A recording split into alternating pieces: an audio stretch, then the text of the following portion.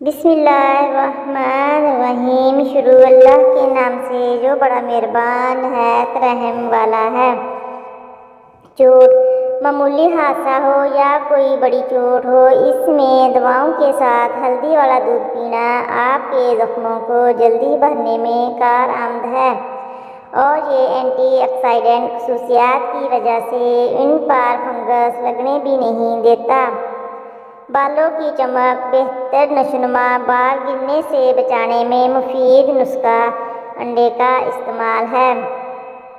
اس لیے بہتر ہے کہ آپ بالوں میں انڈے کے ساتھ صرف دہی کا استعمال کریں اور ہر ہفتے بالوں میں لگائیں۔ اس سے آپ کے بالوں کے ہر طرح کے مسائل کنٹرول میں آ جاتے ہیں اور کسی بھی قسم کا کوئی نقصان بھی نہیں ہوتا۔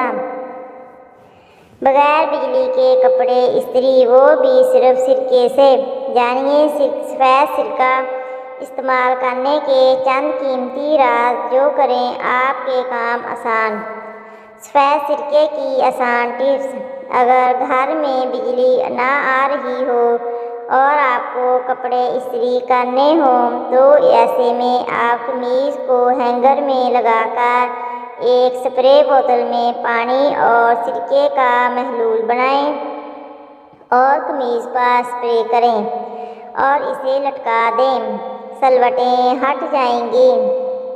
برتنوں پر لگے ضدی داغ، خاص کر جلے ہوئے برتن صاف کرنے کے لیے اس برتن کو چولہے پر رکھیں اور اس میں پانی اور سرکہ ڈال کر گرم کریں، پھر رگڑ کر دھو لیں، برتن صاف ہو جائیں گے۔